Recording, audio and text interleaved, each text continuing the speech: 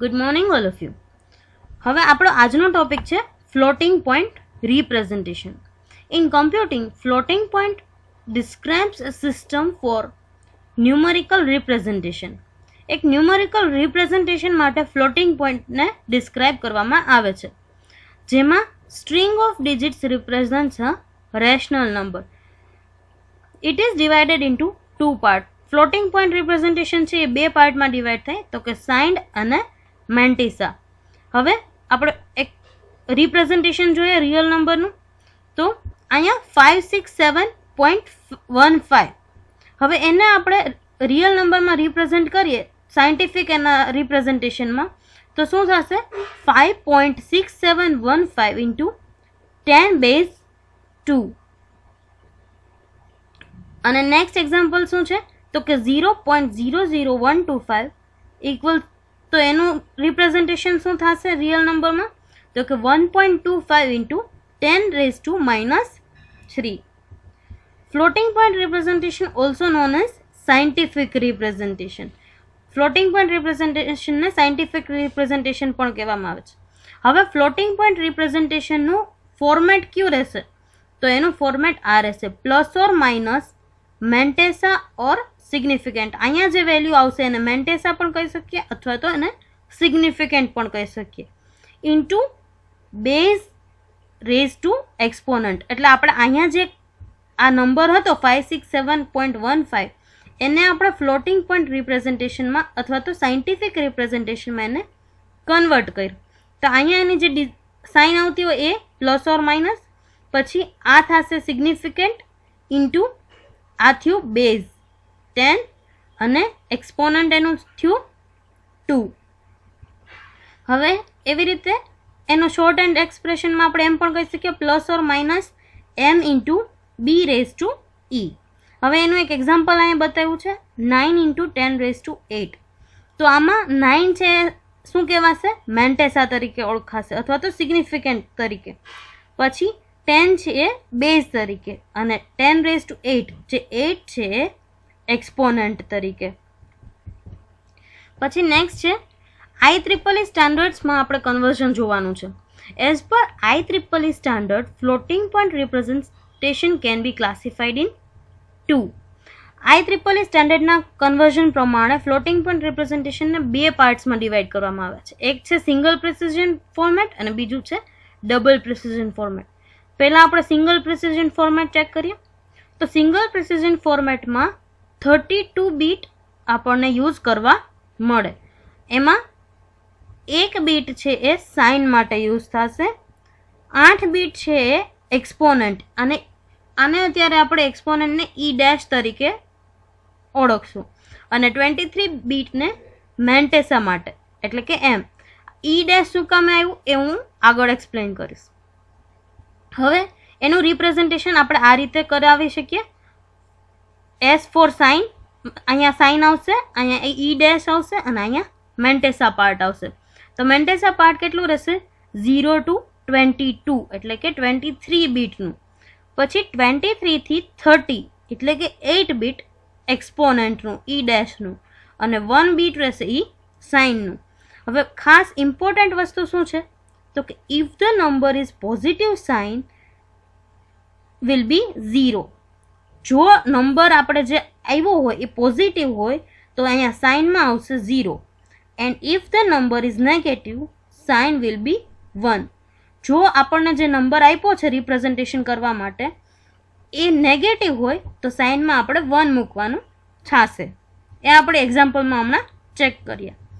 હવે in single precision તો એનું બાયસ શું રહેશે? 127 એનું બાયસ રહેશે. આ છે આપણું એક એક્ઝામ્પલ. એક બાઇનરી નંબર લીધો છે 10110110.001. એ આપણે બાઇનરી નંબર લીધો છે. હવે એને નોર્મલાઇઝમાં આપણે કન્વર્ટ કરીએ ફ્લોટિંગ પોઈન્ટ રિપ્રેઝન્ટેશનમાં, તો શું થશે? તો કે 1 પોઈન્ટ જે આટલા ડિજિટ છે બધા ડિજિટ ઇન્ટુ 2^10. આ એનું નોર્મલાઇઝ ફંક્શન થશે, નોર્મલાઇઝ રિપ્રેઝન્ટેશન. હવે આ નોર્મલાઇઝ રિપ્રેઝન્ટેશનમાંથી આપણે ફાઇન્ડ કરવાનું. તો અહીંયા સાઇન આપણે શું આવશે? 0 આવશે. શું કામે? કારણ કે આપણો નંબર છે એ પોઝિટિવ નંબર છે. પછી અહીંયા એક્સપોનેન્ટ, અહીંયા ઈ ડેશ નથી, ઈ છે, ખાસ ધ્યાન રાખજો. તો આપણું એક્સપોનેન્ટ શું થશે? 10 થશે, એટલે કે આ. અને મેન્ટેસા પાર્ટ શું થશે? પોઈન્ટ પછીની જેટલી બી વેલ્યુઝ છે એ આપણો મેન્ટેસા પાર્ટમાં ગણાશે. હવે આપણે આ રિપ્રેઝન્ટેશનમાં અહીંયા જોયું હતું એસ, ઈ ડેશ અને એમ.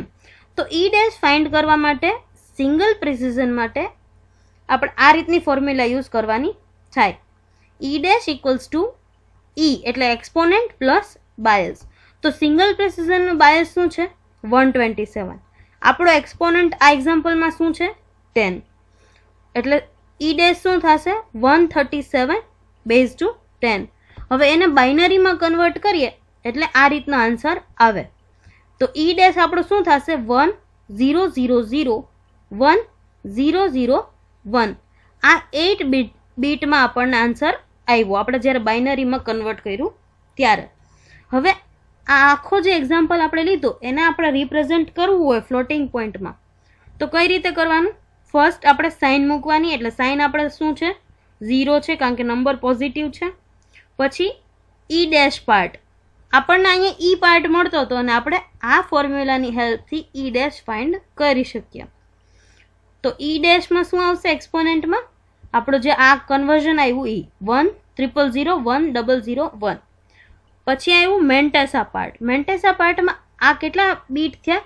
તો કે આ થયો આપણો 12 બીટ. તો મેન્ટેસા પાર્ટ આપણે સિંગલ પ્રિસિઝનમાં કેટલા લેવાના છે? 22 સુધી, 0 થી લઈને 22 સુધી. તો શું કરવાનું? એને રિપ્રેઝેન્ટ કરવા માટે જેટલો આપણો મેન્ટેસા પાર્ટ આવ્યો છે એ લખવાનું, પછી ડોટ ડોટ કરી અને લાસ્ટમાં 0, એટલે 0 થી લઈને 22 બીટ સુધીના આપણે મેન્ટેસા રિપ્રેઝન્ટેશન કરવા પડે. જેટલી આપણી વેલ્યુ આવી છે એ વેલ્યુ અને પછી બાકીના બધા 0. આ રીતનું આપણું રિપ્રેઝન્ટેશન થાય. હવે આપણે જોઈએ ડબલ પ્રિસિઝનમાં.